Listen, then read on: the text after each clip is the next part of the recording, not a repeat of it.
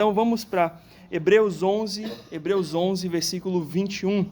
Nós lemos assim: pela fé, Jacó, quando estava para morrer, abençoou cada um dos filhos de José, e apoiado sobre a extremidade do seu bordão, o adorou.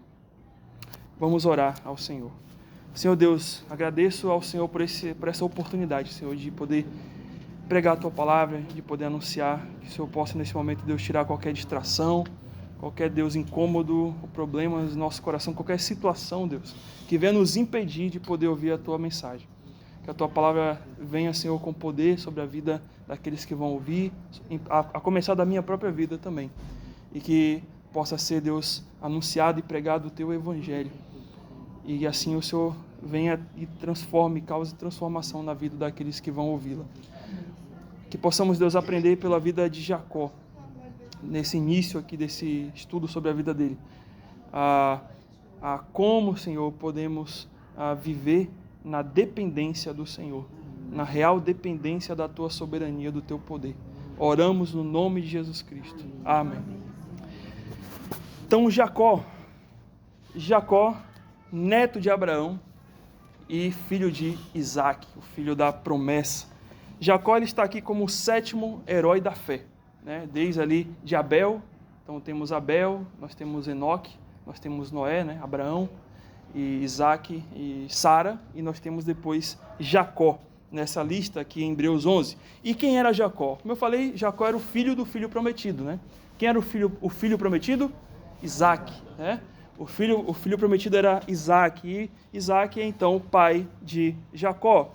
E ele é irmão gêmeo de Esaú, né? E Esaú, ele nasceu, mesmo que eles eram gêmeos, mas Esaú nasceu primeiro do que Jacó. E a história de Jacó, ela é contada de Gênesis 25 até Gênesis 48. Então, dentre os patriarcas, ou seja, aqueles que iniciaram a nação de Israel, podemos dizer assim, é chamado de patriarcas, a gente percebe que Jacó, ele é o patriarca que tem mais conteúdo histórico da Bíblia. Praticamente 25 capítulos falam sobre a vida de Jacó. Então é muito conteúdo, por isso que a gente não vai ter condições de poder falar sobre a vida de fé de Jacó em uma mensagem só, certo? Se a gente quer ser coerente aí com tudo que ele passou.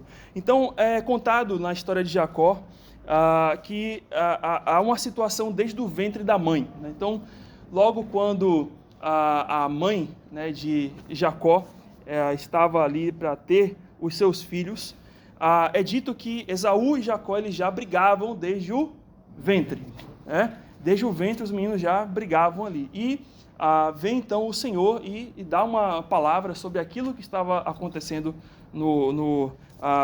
com a mãe ali de Jacó.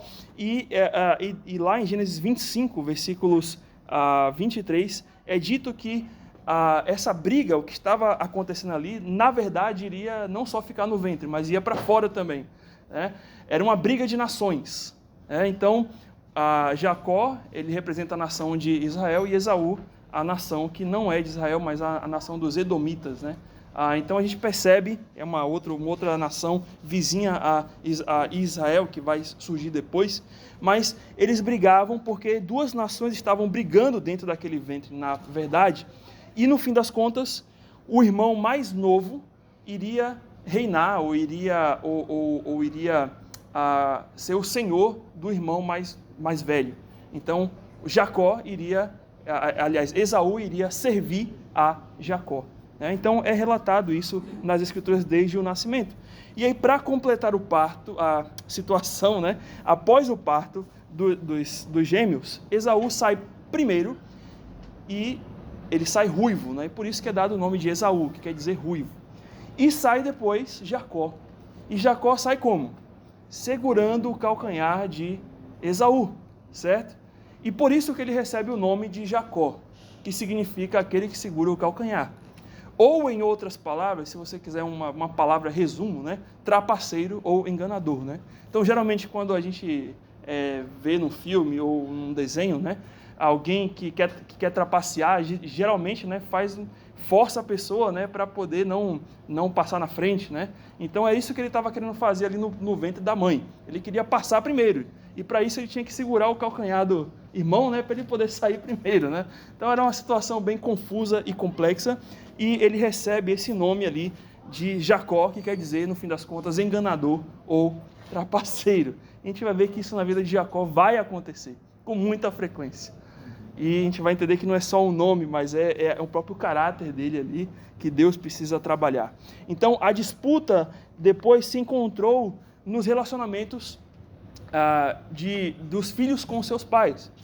É dito que Isaac amava mais a Esaú, enquanto Rebeca, a mãe, né, a esposa de Isaac, amava mais a Jacó. E aí a gente começa a ver um favoritismo de filhos, né, que não pode existir, né? Então a gente não pode, como pais, amar mais um filho que eu gosto e outro que eu não gosto, eu não amo, né? Não é para ter isso, pelo contrário. A gente precisa amar os dois na mesma medida. A gente sabe que são filhos, são diferentes, que têm capacidades, mentes diferentes, mas isso a gente tem que amar eles da mesma maneira, certo? Então, aqui já começa a causar mais problemas, porque imagine, o pai amava um menino, a mãe amava o outro menino, imagine a disputa que existia dentro dessa casa. E, na verdade, a gente vai ver que tem disputa grande. E, no fim das contas, a relação de Jacó e o seu irmão sempre foi conflituosa, ao ponto que Jacó sempre queria fazer uma estratégia ou manter uma estratégia de tirar vantagem do seu irmão, já porque por sinal ele era trapaceiro, né? Então ele queria tirar vantagem de tudo. E num episódio lá em Gênesis 25, versículos 29 a 34, é dito que Esaú ele está com muita fome, ele chega do campo, trabalhou e está com muita fome, e então ele encontra Jacó preparando uma comida gostosa, certo? E, geralmente, quando alguém chega do trabalho, né, com muita fome, depois de trabalhar no sol, o que quer fazer é sentar, né, numa mesa ou num canto e comer, né? Comer, para poder saciar a fome. E é isso que ele queria. E Jacó aproveitou-se disso e falou assim, olha, já que você quer comer, então vamos fazer assim, eu vou te dar a comida se você fizer uma coisa. Se você vender o direito de primogenitura. E o que é o direito de primogenitura? Era o direito, digamos assim, de ser o primogênito, de herdar aquilo que o pai tinha, né, o que o pai tinha após a morte, né? Então a gente vê que isso aqui é muito forte, né, na cultura principalmente judaica, né, até antes, né, dos judeus aqui, mas lá naquela cultura do Oriente. Então ele faz isso, ele quer vender o direito dele, mas para isso ele precisa, né, negociar com Esaú, porque Esaú era o primogênito, certo? E Esaú não pensou duas vezes, ele viu, olha, a minha fome é maior do que, né, a minha herança, o que eu vou herdar do meu pai, então eu vou comer, né? Ele seguia, acho que um pouco a estratégia do próprio Isaac, né, que gostava de comer, né? Então, no fim das contas, ele vende o direito de primogenitura. E aí, mais na frente, quando Isaac, está prestes a morrer, então Isaac ele chama o seu filho Esaú para dar a sua bênção. E a gente falou que dar a bênção era um ato de quê? Era um ato de exatamente passar a posse, né, dos bens, da propriedade para o filho que iria seguir depois da morte do pai. E a gente percebe exatamente que nesse momento aqui, a mãe de Jacó, a Rebeca, arma uma estratégia, uma outra trapaça, né? Vamos dizer assim, para que Jacó recebesse a bênção, ao invés de Esaú, que era o primogênito, o que de fato deveria receber, né? Pela linhagem. E no fim das contas a gente percebe que eles enganam a Isaac e Isaac transfere a bênção para Jacó e não para Esaú. E aí quando Esaú sabe disso, e eu queria que você olhasse lá em Gênesis 27, 41, agora eu queria que você olhasse, certo? Jacó pensou que, olha, agora, né, eu me passei pelo meu irmão, recebi a bênção, né, do meu pai, porque Isaac estava cego, então a mãe, a Rebeca, fez uma estratagema com ele ali, para que o pai pensasse que Jacó era Esaú, e por isso desse a bênção, e eles conseguem. Então, quando Esaú, ele sabe que Isaac, o seu pai, deu a sua bênção ao seu irmão, e não a ele, é dito lá em Gênesis 27, 41 o seguinte: passou Esaú a odiar a Jacó, por causa da bênção com que o seu pai tinha o abençoado. E disse consigo: vem próximos os dias do luto do meu pai. Então, o quê? Matarei o meu irmão. E aqui começa a vida atrapalhada de Jacó. Então, a partir desse momento, Jacó ele é um homem jurado de morte. O seu irmão falou: olha, quando meu pai morrer, quando nosso pai morrer, te prepara, que você vai junto. Então, perceba a situação tensa daquela família. Já era tensa a coisa, mas agora com ameaças de morte. A coisa fica muito mais tensa. Então, a gente percebe essa situação complexa, complicada da vida. E aí, para completar, Rebeca então faz o quê? Olha, meu filho foge, Foge para o seu irmão não matar você. E ela vai ali, na sequência, se você ler Gênesis 28, é dito que tanto Rebeca, ali no finalzinho do 27, como Isaac, então vão direcionar Jacó para que ele pudesse fugir. E lá em Gênesis 28, então, a gente percebe que Isaac ordena que Jacó fugisse para Harã, que era a região onde estava a família de Abraão, da parentela de Abraão, certo? Para que lá ele se casasse com uma das mulheres da parentela de Abraão e não se casasse com as mulheres ali dos cananeus, que eram mulheres com as quais Esaú tinha se casado. E aí nos versículos 1 e 2 de Gênesis 28 nós lemos o seguinte: Isaac chamou a Jacó e dando-lhe a sua bênção lhe ordenou, dizendo: não tomarás esposa dentre as filhas de Canaã. Levanta-te, vai a Padã-Arã, a casa de Betuel, pai de tua mãe, e toma lá por esposa uma das filhas de Labão, irmão de tua mãe. E aí a gente percebe que há essa ordem. E na sequência a gente percebe que Isaac vai abençoar, dar uma bênção extra ali a Jacó, nos versículos 3 até o versículo 4, quando é dito: Deus Todo-Poderoso te abençoe e te faça fecundo, e multiplique para que venhas a ser uma multidão de povos, e te dê a bênção de Abraão, a ti e a tua descendência contigo, para que possuas a terra das suas peregrinações, concedidas por Deus a Abraão. E aqui nós percebemos que o próprio Isaac, ele entende que Deus havia, num bastidor ali, mantido todo aquele cenário ali, para que Jacó recebesse a bênção, porque Deus queria exatamente que Jacó recebesse a bênção. Apesar de todo o engano de Jacó, mas Deus tinha um trabalho na vida de Jacó, e Jacó não iria ficar daquele jeito, certo? Ele não iria ser um enganador para sempre. E aqui Isaac, ele reconhece que Deus escolhe a Jacó para receber então a posse e a continuidade, da promessa de Abraão e seguir adiante a sua descendência, e não a Esaú. Então, em sua fuga, Deus vai aparecer a Jacó, lá nos versículos de 10 a 17. E aqui Jacó ele vai passar por uma visão, chamada a visão da escada, a visão de Betel, E aí é dito, a partir do versículo 10 de Gênesis 28, partiu Jacó de Berseba e seguiu para Harã. E tendo chegado a um certo lugar, ali passou a noite, pois já era o sol posto. Tomou uma das pedras do lugar, fê-la um travesseiro e se deitou ali mesmo para dormir. Então ele deitou numa pedra, e dormiu. E aí, nesse sono ali, ele teve um sonho, e disse, versículo 12, e sonhou, e eis posta na terra uma escada, cujo topo atingia o céu, e os anjos de Deus subiam e desciam por ela. Perto dele estava o Senhor, e lhe disse: eu sou o Senhor, Deus de Abraão, teu pai, e Deus de Isaque. A terra em que agora estás deitado, eu te darei, a ti e a tua descendência. A tua descendência será como o pó da terra. Estenderás para o oriente e para o ocidente, para o norte e para o sul.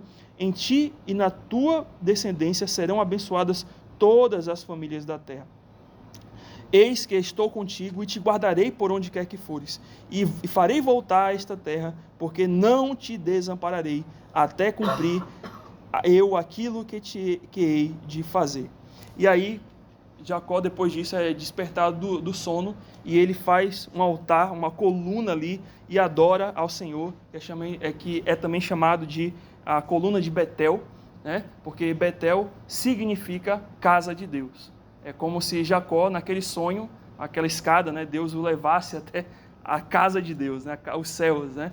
E ele recebeu ali essas profecias. Então a gente percebe que Jacó foge e ele recebe essas profecias, recebe essas promessas, certo? E isso vai ser a base para que Jacó tenha o seu caráter de vida transformado.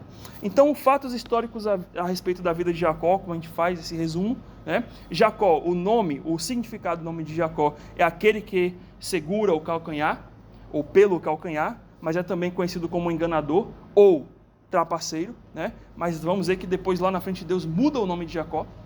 Vamos ver que isso é importante também, quando Deus muda o nome de Jacó. Seu pai é Isaac, sua mãe é Rebeca, Esaú é o seu irmão, ele é um fazendeiro, assim como os patriarcas anteriores a ele.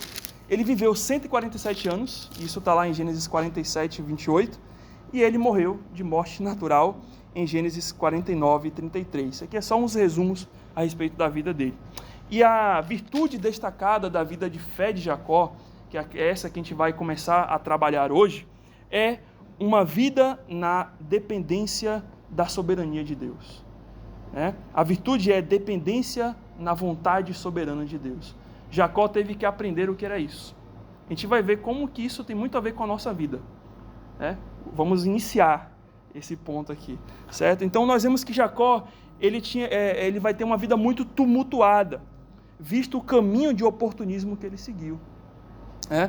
Ele levava uma vida tirando vantagem das coisas. Ele fez isso com o seu irmão, e a gente vai ver que ele faz isso com o seu pai também, né? Depois ali tira vantagem, e isso vai mostrar que ele era um cara muito esperto, ele queria dar uma de esperto, né? A todo instante ele quer ser 171 da coisa, né? Ele quer tentar, olha, como é que eu posso aqui ganhar vantagem fácil? Como é que eu posso fazer tudo aqui para enganar as pessoas, para trapacear? Então a gente vê que a vida dele é essa, certo? E aqui Deus começa a trabalhar no caráter de Jacó, para que não mais confiasse em si, na sua esperteza, mas na soberana vontade de Deus. E é isso que exatamente Deus quer para as nossas vidas. Quer que não confiemos mais em nós mesmos, na nossa esperteza, nas nossas artimanhas, mas que confiemos na dependência de Deus, a dependência soberana de Deus, certo? E apesar dessa história dramática, Jacó, ele se encontra no rol dos heróis da fé.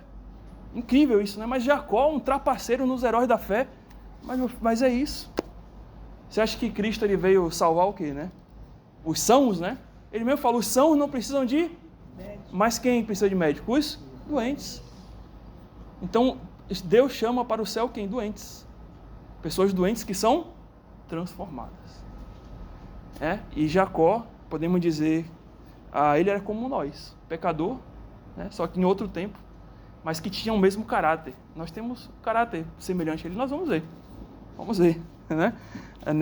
Durante esse período aqui. Então, os heróis da fé não eram perfeitos, mas deixaram ser transformados por aquele que era perfeito. Isso também vale em nossa vida. Nós não somos perfeitos, mas nós podemos deixar com que o Deus que é perfeito transforme nossa vida. E Deus transforma. Amém? Deus transforma. A gente viu isso daí hoje, né? Estamos vendo aí como Deus age. Então, dessa maneira, o que podemos aprender a respeito da vida de Jacó? Como podemos viver na dependência da vontade soberana de Deus? E aí eu queria hoje apenas pronunciar uma das lições aqui que a gente observa na vida de Jacó. Então, para dependermos na vontade soberana de Deus, nós precisamos sempre tomar a atitude correta. É isso que a gente vai ver hoje. Sempre nós vamos ver aqui na vida de Jacó, que se ele queria, como nós também queremos depender da vontade soberana de Deus, nós precisamos tomar a atitude correta. E aí vamos ver Gênesis 29. Então passa uma paginazinha aí, ou duas, não sei, Gênesis 29. E aqui em Gênesis 29, Jacó está em fuga. E aí quando Jacó se aproxima de Harã, que era a região lá onde estavam os parentes dele, né? A casa de Abraão. Então ele avista de longe uma jovem, quer dizer, um poço, né, na verdade, antes. Ele vê um poço, né, e os animais estavam com sede. E ele então vai ali para poder dar água aos seus rebanhos. E aí, chegando lá, né, Jacó, ele se depara com uma moça bonita, né, com uma moça assim tão deslumbrante que foi amor à primeira vista, né? Dia dos namorados está aí, né? Então aquele foi o dia dos namorados na vida de Jacó, certo? E a gente vê isso em Gênesis 29, versículos 8, a partir do versículo 8. Nós lemos assim: não podemos, respondeu eles, enquanto não se ajuntarem todos os rebanhos e seja removida a pedra da boca do poço, e lhes demos água. Então aqui eles estão discutindo sobre como tirar a água do poço ali, que o poço estava com uma pedra. E aí note o versículo 9: falava-lhes ainda, né, quando chegou Raquel com as ovelhas de seu pai, porque era pastora. Tendo visto Jacó a Raquel, filha de Labão, irmão de sua mãe, e as ovelhas de Labão, chegou-se, removeu a pedra da boca do poço e deu de beber ao rebanho de Labão, irmão de sua mulher. Feito isso, Jacó beijou a Raquel e, erguendo a sua voz, chorou. Foi um amor à primeira vista, né? Você vê que o camarada aqui está querendo saber como é que vai tirar a água do poço, e aí chega a moça, né? E aí parece que ele pega toda a força dele agora, né? Vou impressionar aqui, né? E aí ele vai e tira a pedra do poço, né? Dá água para o rebanho dela. Ele se apaixona ali, né? E aí vai. E aí já começa, né? Claro que dá um beijo, e não pense que é como o beijo de hoje, do Ocidente, né? É um beijo na boca, não é isso. Mas é um beijo respeitoso aqui, certo? E ali ele entende que Deus levou, como levou a Isaac e a Rebeca, ele entende que também levou a Raquel para que pudesse unir, né, através desse episódio aqui da água, esse casal, certo? E aí na sequência nós vemos o seguinte, em Gênesis 29, 16 a 20, que ora, Labão, que era o pai de Raquel, né, que Jacó tinha se apaixonado, tinha duas filhas, Lia, a mais velha, e Raquel, a mais moça, versículo 16, né? E Lia tinha olhos baços, porém Raquel era formosa de porte e de semblante. Jacó amava a Raquel, né? É nítido, né? É nítido que ele amava, né? E disse: 7 anos te servirei por tua filha mais moça, Raquel, né? E respondeu Labão: melhor é que eu te dê, em vez de dá-la a outro homem. Porque eles viram aí que eram parentes, né? Fica, pois, comigo. Assim, por amor a Raquel, serviu Jacó 7 anos. E estes lhe pareceram como poucos dias, pelo muito que a amava. Então a gente percebe que Jacó e Labão vão fazer um acordo, né? Imagine, né? O camarada chegou ali agora, né? E já achou, olha, quero casar com a sua filha, né? Se hoje já é estranho, né? Imagine naquela época lá no Oriente, né? Não era uma coisa fácil. Então o camarada aqui teve que o quê? Que trabalhar 7 anos. 7 anos para quê? Para poder casar, né? Imagine, né? Trabalhar para o pai da moça, né? Que situação! É uma situação complexa essa, né? Uma situação que tinha que ter muita fé mesmo. Tinha que ter muita fé, certo? 7 anos ali trabalhando para você, né, desfrutar ali depois da recompensa que era casar com uma pessoa amada, né? Hoje a coisa é mais solta, né? Mas naquela época não, a coisa era bem certinha, era bem formulada. E aí o que acontece nessa história toda? Acontece que, na sequência, nós vamos ver que Jacó, ele vai trabalhar esses 7 anos, porém aqui Jacó vai começar a ser trabalhado o seu caráter, né? Ele vai começar a aprender na mesma moeda do engano que ele aplicava nas pessoas. Ele havia enganado seu irmão, a seu pai, mas Deus colocou no seu caminho Labão, o seu sogro trapaceiro. Tio dele, né, também. E aí o que vai acontecer nessa história toda, né? Aí a gente vai ver aqui na sequência, certo? Versículos seguintes aí, que é de 21 a 26, ok? De Gênesis 29, diz assim: então, ele trabalhou 7 anos, né, por Raquel, e aí 21, aí passou os 7 anos, e disse Jacó a Labão: dá-me a minha mulher, pois venceu o prazo, para que me case com ela. E aí 22 é dito: reuniu, pois, Labão todos os homens do lugar e deu um banquete. À noite conduziu Lia, né, que antes naquela época não era assim, né, fácil, né? Tinha um banquete nupcial, né, o casamento, aquela coisa toda. E aí, depois que os pombos, né, os pombinhos se uniam, né? Não era uma coisa assim, né, como o casamento de hoje, todo mundo entra junto ali, vai entrando, aí depois já, a noiva já está no altar ali, com o noivo, né, e tudo mais. Não, era uma coisa diferente. E aí, à noite, depois que passou a festa, então, Labão, ele entrega Lia, né, ele entrega Lia, olha só, entrega Lia a Jacó. E eles coabitaram, né? E 24 é dito: para a serva de Lia, sua... Aliás, perdão. Para a serva de Lia, sua filha, deu Labão Zilpa por serva. Ao amanhecer, aí note o que é dito aqui: ao amanhecer, viu que era Lia. Por isso disse Jacó a Labão: que é isso que me fizeste? Não te servi eu por amor a Raquel? Por que, pois, me enganaste? Olha que pergunta, né? Um enganador perguntando a outro. E aí respondeu Labão: não se faz assim em nossa terra. Dar-se-á mais nova antes da primogênita. Decorrida semana desta, dar-te-emos também a outra, pelo trabalho de mais 7 anos, que ainda me servirás. Ou seja, o que ele está dizendo aqui, né? Aconteceu a festa, aconteceu tudo, e aí Jacó, com certeza, né, naquela época, né, ele deve ter se banqueteado, bebido um pouco mais, né, ficou um pouco assim, né, sem enxergar quem era, e Labão entregou então a Lia e não a Raquel. Jacó tinha trabalhado por 7 anos para Raquel, mas Labão dá Lia, a filha mais velha, para ele, certo? E aí, na noite, né, eles não...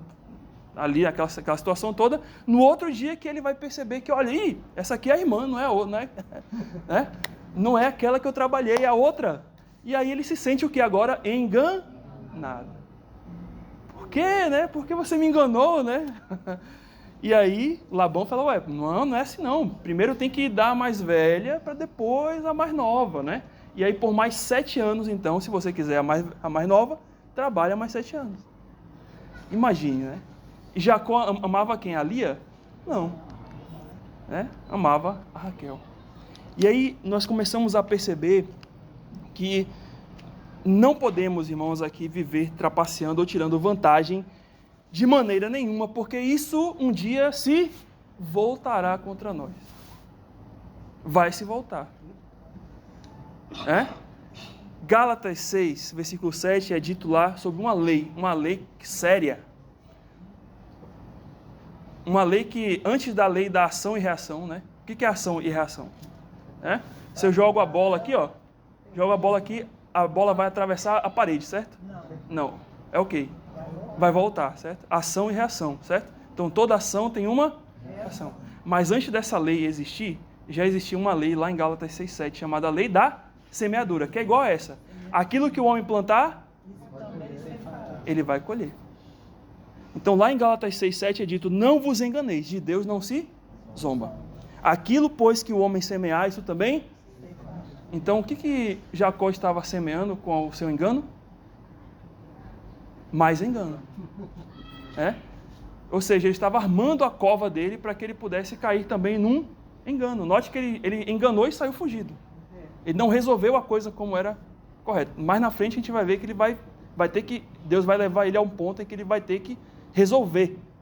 Ele não podia fugir dos problemas. Gálatas 6,7. Gálatas 6,7. Então, Deus, em sua graça, o Ive vai dizer, um teólogo, ele perdoa os nossos pecados quando os confessamos. Porém, em sua justiça, Deus, ele pode nos permitir que arquemos com as consequências. Às vezes a gente não pensa, não para para poder pensar nisso, mas muitas vezes nós podemos estar fazendo coisas e aí pensando assim, olha, mas Deus me perdoa. Mas Deus me perdoa, não vai ter nada, não vai ter problema nenhum. Mas muitas vezes não. Sim, Deus perdoa você.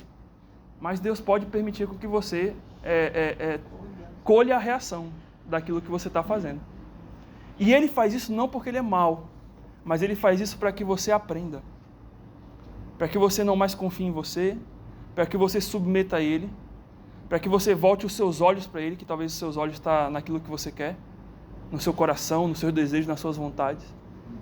E aí talvez é uma doença, talvez é uma decepção, talvez é uma morte, talvez é alguma coisa que doa profundamente no seu coração, mas Deus faz isso como um meio de curar, como um meio de trabalhar na sua vida, para que você possa enxergá-lo e não mais enxergar a si mesmo. Então, isso acontece na vida de Jacó, certo?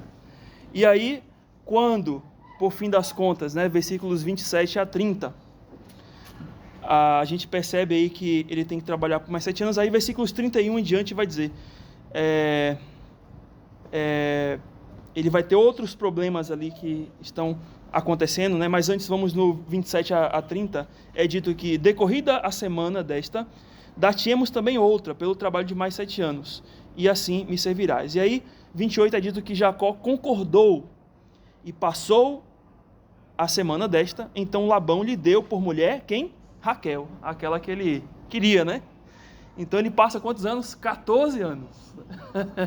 Se 7 já era muito, imagine 14 anos, para ter a sua esposa ali de volta, A esposa que ele queria de fato, E então é dito no finalzinho que Jacó lhe amava mais Raquel do que Lia. Vai acontecer alguns outros episódios aqui na vida de Jacó complicados com as suas mulheres, Porque ocorre isso lá naquele tempo, de um homem casar com uma ou duas ou três mulheres, mas vai acontecer uma confusão aqui. Eu não quero trabalhar nesse ponto da vida de Jacó, queria mais focar nele e não nas esposas dele em si, certo? Mas o que nós podemos aprender aqui, irmãos? Podemos imaginar que o que Jacó poderia fazer, quando ele soube que tinha que trabalhar mais 7 anos para poder ter Raquel. Se ele tem o espírito já de 171, o que ele poderia fazer? Raquel, vamos fugir. Raquel, vamos embora daqui, Eu já estou fugindo mesmo, uma outra fuga para quem já está fugindo, não tem problema. Vamos fugir, no Oriente Médio é grande, Vamos encontrar algum oásis por aí,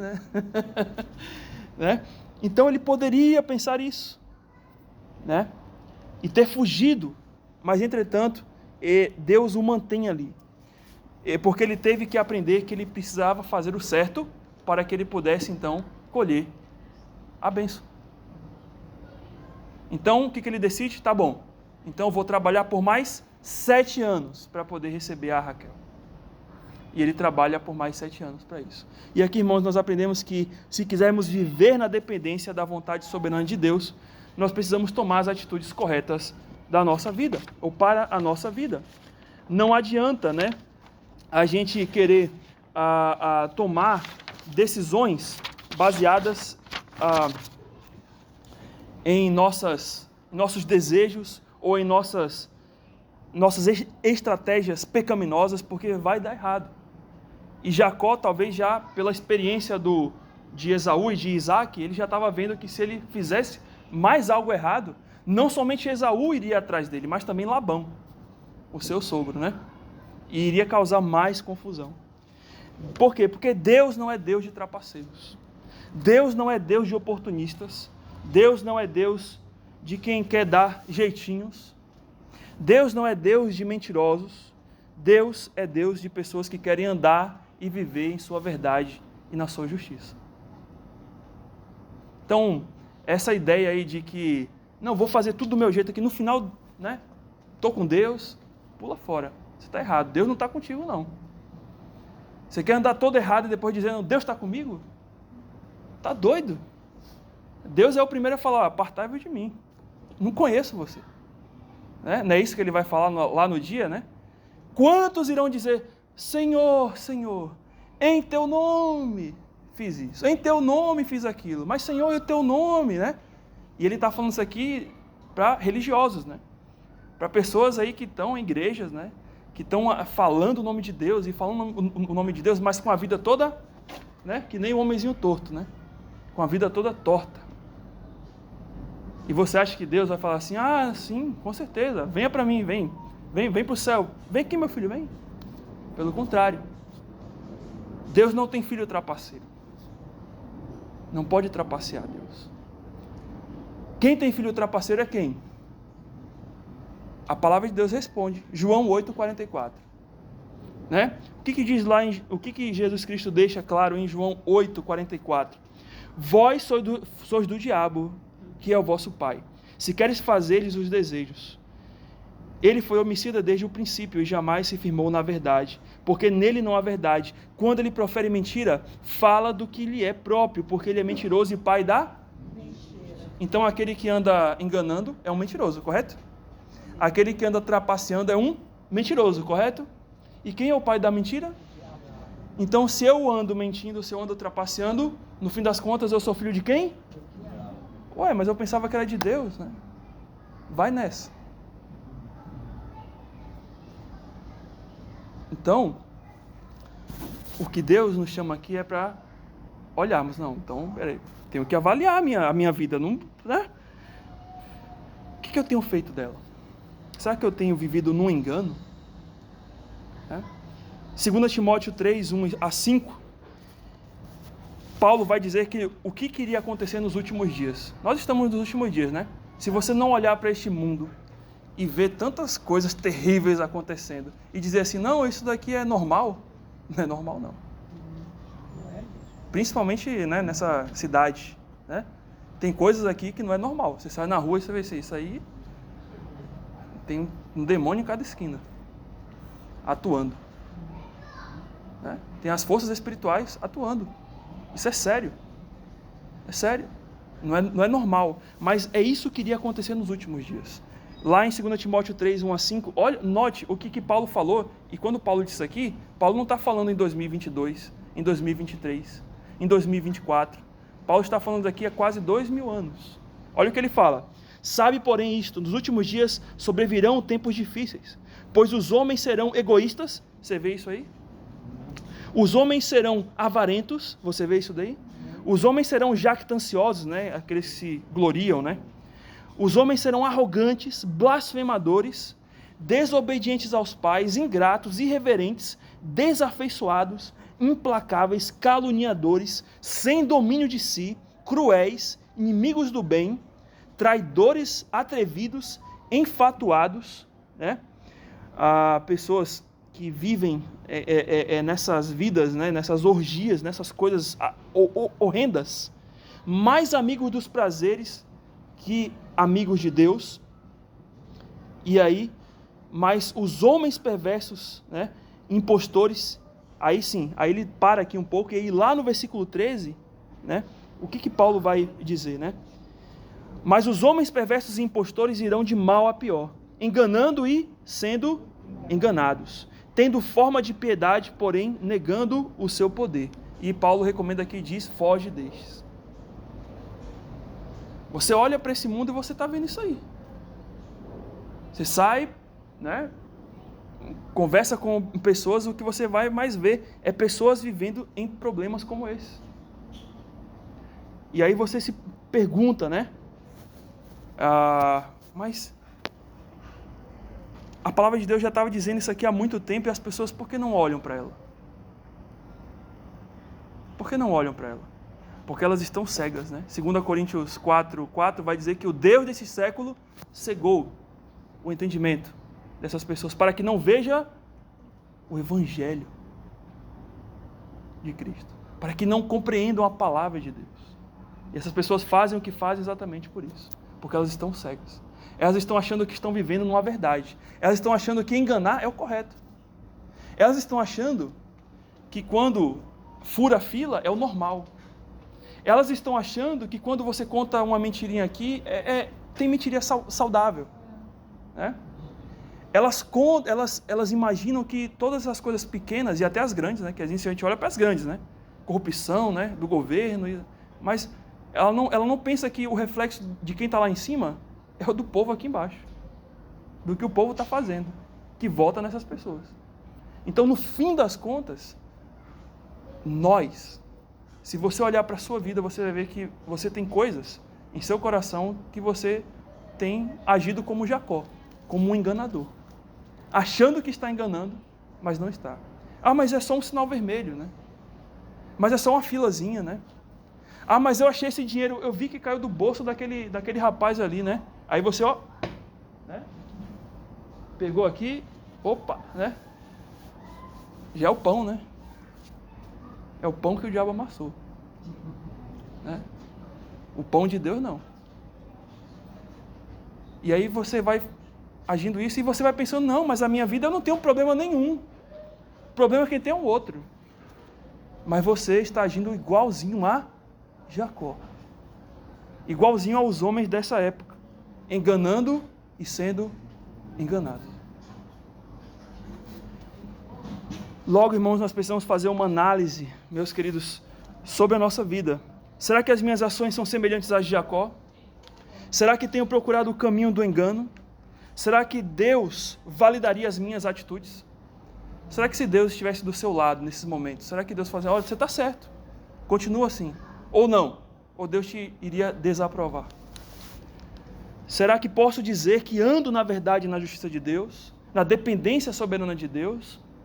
São perguntas interessantes.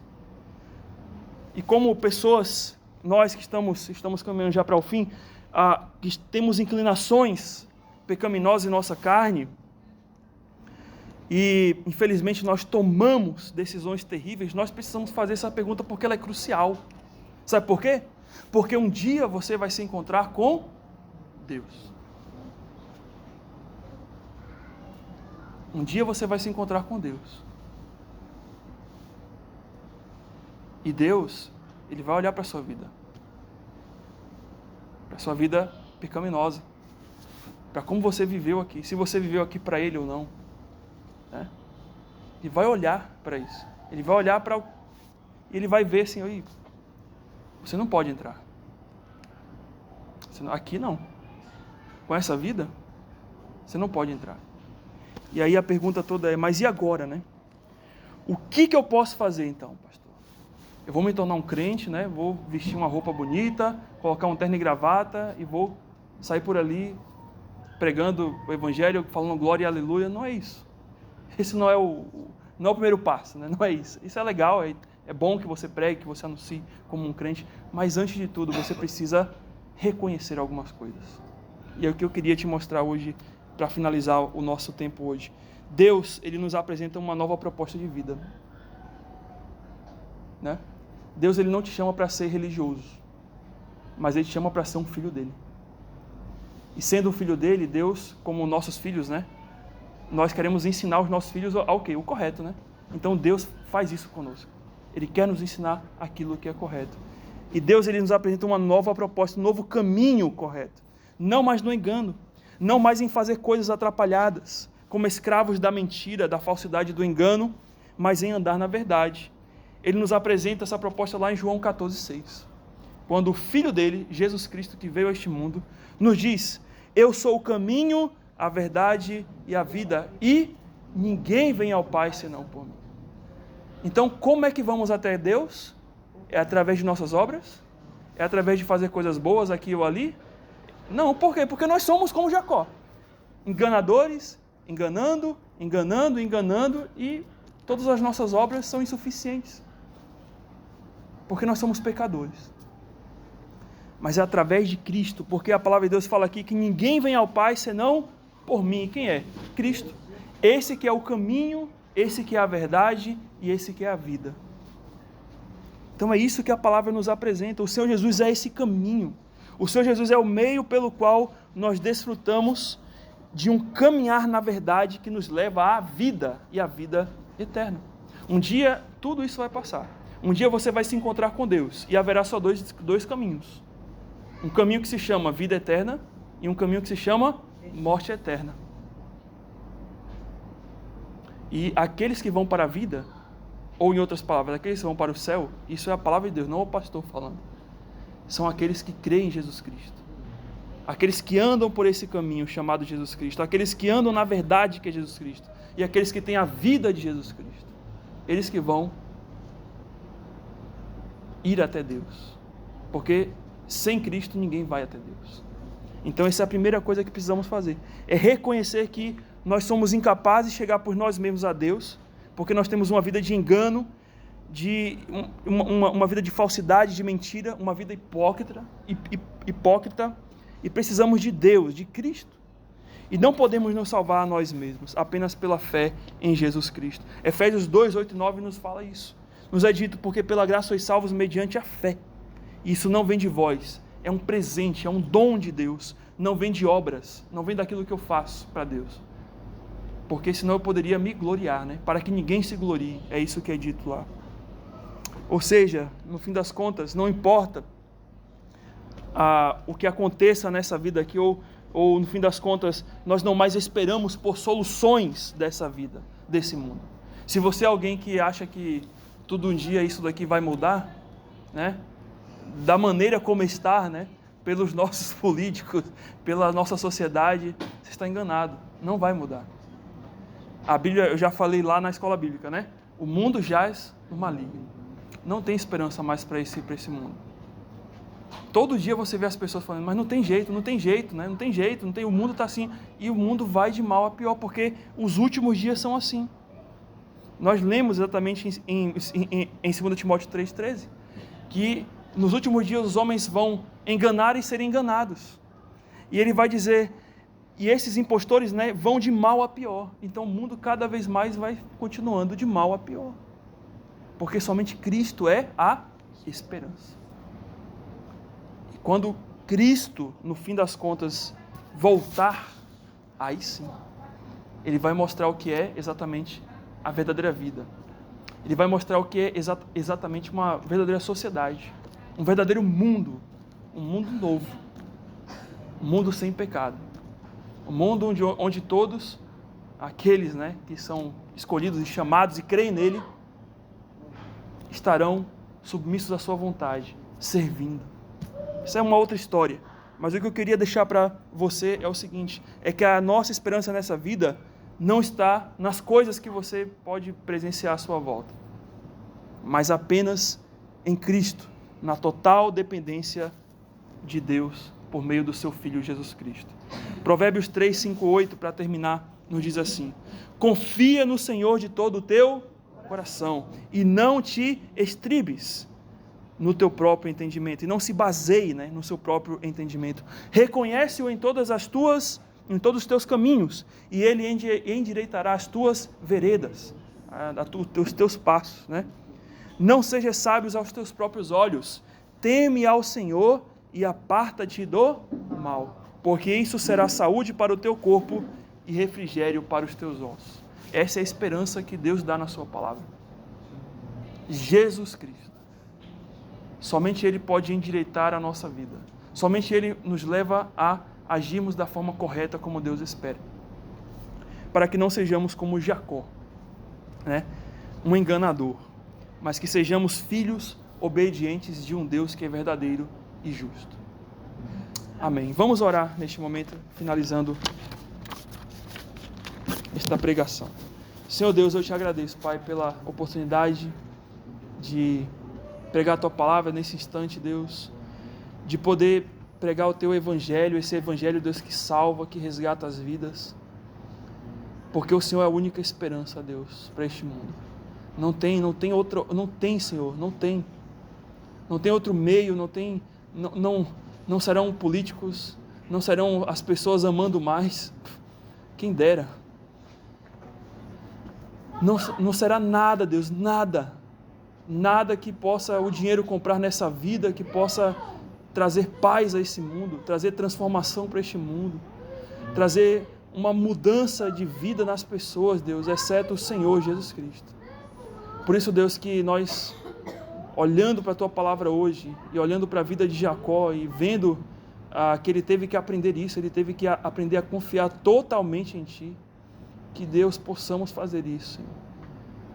Que o Senhor seja a nossa única esperança. Que não possamos nos encontrar, Deus, baseados em qualquer outra coisa que nós achamos que seja sólido, que seja concreto, para poder construir a nossa vida, que não seja a rocha que é Cristo. Então, Senhor, trabalhe nos corações hoje aqui, para que o Senhor tire essa venda que Satanás talvez tenha colocado em nossas mentes, nossos corações, para cegar de ver essa verdade. Oramos a Ti no nome de Jesus Cristo. Amém. Amém.